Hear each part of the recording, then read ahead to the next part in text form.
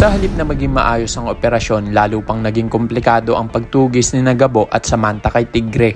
Ang planong tahimik sana nilang isasagawa ay nauwi sa kaguluhan matapos ang hindi inaasahang komosyon sa loob ng bar. Sa gitna ng kanilang pagtatalo, aksidenteng na ipagsigawan ni Sebastian na isa siyang membro ng NCIA. Dahil dito, agad na nakatunog si Tigre na may operasyong inilatag laban sa kanya. Hindi na siya nag-aksaya ng oras at mabilis na inutusan ng kanyang mga tauhan na tumakas bago pa sila tuluyang mapalibutan. Dahil sa pangyayaring iyon, mas naging mailap si Tigre na uwi ang lahat sa isang matinding habulan kung saan bawat segundo ay mahalaga. Habang pilit na tinutugis ng dalawang grupo ang sindikato, lalo ring tumitindi ang panganib na kanilang kinakaharap. Ngunit sa kabila ng lahat, nagawa pa ring makorner ni Gabo at Samantha si Tigre at ang kanyang mga tauhan. Gayunpaman, hindi magiging madali ang kanilang misyon. Bukod sa napakaraming armadong bodyguard na nakapaligid sa lider ng sindikato, kilala rin si Tigre bilang isang bihasa at mapanganib na mandirigma na hindi basta-bastang nagpapahuli. Habang nagpapatuloy ang mainit na komprontasyon, isang hindi inaasahang pangyayari ang maglalagay sa buhay ni Samantha sa matinding panganib. Sa isang iglap, maaari siyang mapahamak dahil sa walang habas na pag-atake ng mga tauhan ni Tigre. Ngunit bago pa mangyari ang pinakamasama, agad nakikilo si Gabo. Hindi siya nagdalawang isip na isugal ang sarili niyang kaligtasan upang mailigtas si Samantha mula sa tiyak na kapahamakan.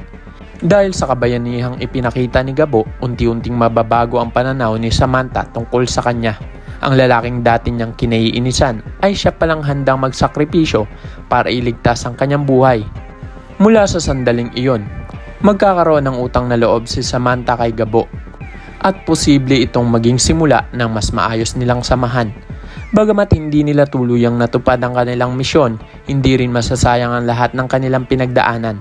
Sa halip, ang kabiguang ito ang magiging dahilan upang mas makilala pa nila ang isa't isa. Sa gitna ng panganib, unti-unti nila makikita ang tunay na pagkatao ng bawat isa. Ngunit mabigat ang magiging kapalit nito para kay Gabo. Dahil hindi naging matagumpay ang kanyang misyon, hindi niya matatanggap ang ipinangakong gantimpala. Ibig sabihin, mawawala rin ang pag-asa niya makalikom ng perang kailangan para sa pagpapagamot ng kanyang ama. Nang malaman nito ni Samantha, hindi siya nagdalawang isip na suklian ang kabutihang ginawa ni Gabo. Bilang pasasalamat sa pagliligtas nito sa kanyang buhay, maaaring siya mismo ang tumulong sa pagpapagamot ng ama ni Gabo. Isang simpleng kabayaran sa isang utang na hinding-hindi niya malilimutan. Samantala, hindi naman makakaligtas si Sebastian sa matinding galit ng kanilang pinuno na si Pia. Dahil sa kanyang padalos-dalos na pagkilos, nabunyag ang operasyon ng NCIA.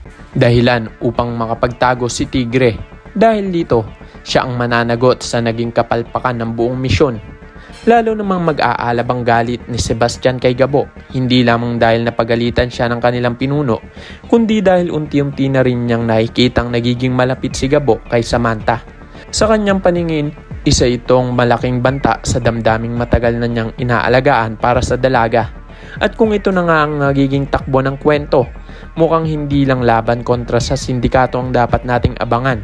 Posible ring magsimula ang mas matinding tunggalian sa pagitan ni Gabo at Sebastian.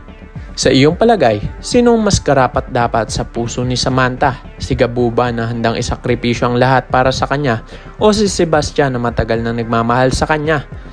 Ibahagi ang mga opinyon at mga hula sa comment section. Maraming salamat sa inyong panonood.